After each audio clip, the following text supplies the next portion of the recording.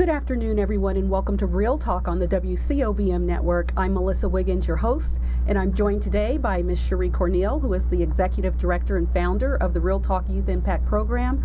Welcome back again, Cherie. Thank you, Melissa. Glad to be back again. Happy anniversary, by the way. Thank you. 4 years now going into the program. Yes. Talk about that transition from the beginning of the program to today. What kind of changes, what kind of growth has the program experienced? Sure. You know, it's been ups and downs, of course, obviously for funding, but for the most part, I'm pretty pleased with the growth as in reference to kids coming through the program, the referrals that we're getting, and new members that are coming on board and understanding the vision and understanding the dedication that's needed to provide the kids in reference to their story and being a part of it even after they tell their story. So the goal, we've increased tremendously over the years. We're at 925 kids through our program. Wow, that's very impressive. Yes, and with that number, we have over 529 graduates through the program. And with the registration, when the kids and the parents register online, we've had for the 4 years, we've had over 1,450 kids or parents that have registered the kids. And out of that, we've had 929 that have actually stepped foot in our program. Where are the kids coming from right now? We get them from the community, any community kids, parents that actually see that they may have an issue with their child or want to keep their kids grounded and heard this is a beneficial program to do just that. But we also get a majority of our kids from the courts. And, initially my goal obviously is proactive. I want to get the kids from the community because the court kids are going to continue to come. But ideally, I want to continue to get more community kids because the goal is to keep them out of the system. Absolutely. So we have a pretty good balance with community and court-ordered kids, and we're starting to rise again with the community kids, which is good. Because at one point when we first initially started, we had more community kids, and then there began to be a rise within the last 6 months of court-ordered kids. Those started to spike. Oh, I see. And so now we're starting to level off again. We're getting more community kids because word of mouth is powerful. And parents that bring their kids through the program and absolutely love it, even though their children have not been in the system, they believe it's a very beneficial program. And so I'm pretty excited to see that we're having more kids from the community start to sign up because, again, we're going to continue to get the court kids. Talk about what you're working with UNLV.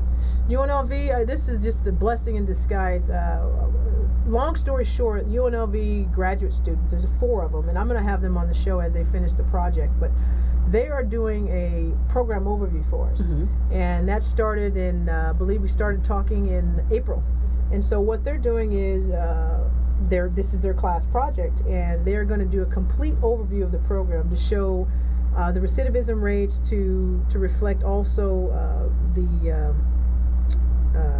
evidence-based, if you will, practices, and show if this program is being effective.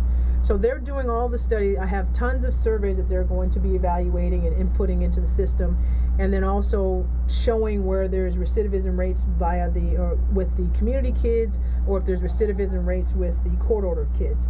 And so we are going to have those results in August, I believe the first week of August, and they're really, really indebted in the program and actually really enjoy coming and viewing and observing the program. So I'm looking forward to that because that's going to help us as far as grants. So, and that will, deal. Yes, and that will be published too through the UNLV website once they've completed that. So I'm pretty excited about that, because the government, state funds, they want to know what you're doing in the numbers. It's all about numbers. Absolutely. I had an opportunity to witness you address the children recently on a very sensitive topic. Yes. Suicide. Yes. Can you share with our viewers why that touched you personally, and why were you compelled to share that story with the children? I've experienced so many tragedies within my own family, but this one here, it really struck me. It hit home even more so than some of the tragedies I've experienced with my family. And my nephew, he committed suicide May 4th, and it was so overwhelming. He was 22, so overwhelming, and it still hurts my heart to even talk about it because it's not a problem. It's an epidemic, and the more. Why do you refer to it as an epidemic? Now, when you were addressing the children, you asked kids to raise their hand if they personally ever thought about suicide. Sure. And I know you said you saw one hand in the air. That's one Yes. hand too many. Yes. But you actually saw 6. At least In that yes. in that room, you saw Yes. 6 kids. That's a lot. That is, and and then the statistics as far as overall within our nation, the studies or the statistics that were shown and reflected on the internet and the research, there's over 5,300 children or youth that commit suicide on a whole. So that means that about 104 kids per state out of 50 states, that's 104 kids that had said, you know what, I'm not worthy, I need to go. No one cares about me, or I can't handle this. And that's an epidemic. The problems that kids face today, some problems can be resolved. But when Right. you have an epidemic, these people feel hopeless, and epidemics are across the nation. It's not just, this child here in this state has a problem. An epidemic is very serious. It spreads like wildfire, Right. and that's what the problem is. That's what's happening right now. You have social media. These kids are talking about suicide. You have kids trying to post their suicide ideations, or It's craziness. it's really a sad thing, and it struck home with me even more so because I've never experienced suicide. I've dealt with some of the people who have, had opportunity to work with young kids or heard about suicide from other families, but and me dealing with the kids today and understanding some of the emotional roller coasters they go through, it was tragic for me to hear that one in my family. This is the first in my family that this has happened to, and so it's very piercing, and I'm very moved at the fact that I'm so saddened that he is gone, but you know what? I'm the voice for him. Absolutely. I'm the voice, and this is what I'm trying to convey to the kids, the people in my program, the people in your home, the people in the communities, that we need to step out and talk to our kids and understand that they're different from when we grew up. And the problem is we don't have enough, as they call it, time of the day to stop and say, hey, that didn't seem right with that little son there, of that little daughter there of mine. We need to start focusing in on what's really important, because Right. today life is so fast paced. What was the message specifically that you were trying to get across to the children about suicide? That there is hope, that they belong here, that they matter, and that we need them. We really, really need them to be here, because they all have a purpose, whether they believe it or not. There is a purpose, there's a point, there's a reason why you're here. Right. And getting them to understand that they do matter. We love you. They should love themselves.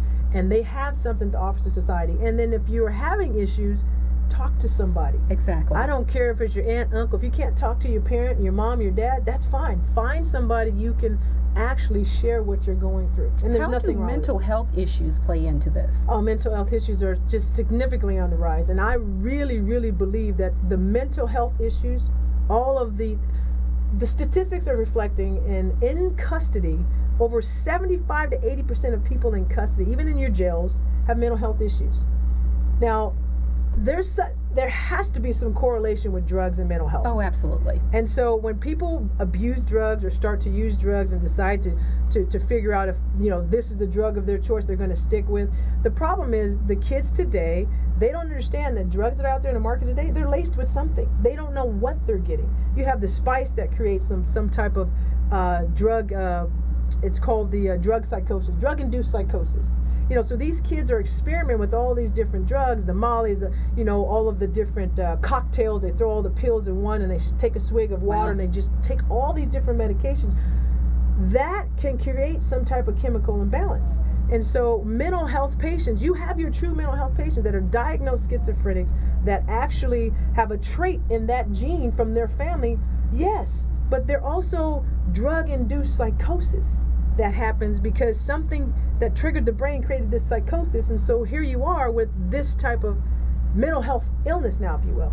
And I believe some of that had to happen with my nephew because he was experimenting with drugs and trying to get the kids to understand your brain does not stop developing until you turn 25. So when you start abusing certain things in illegal substances, it triggers us like anything else. If I was 100 pounds over the summer and then I decided to keep eating without working out, I gained 50 pounds. It's all the same concept. Right. Too much of anything can have this result. Little bit of this, if it's not supposed to be ingested, you never know what you're going to get. That's true. And we want to talk more on this topic of suicide. When we come back from the break, we're going to have a member join us, and stay with us.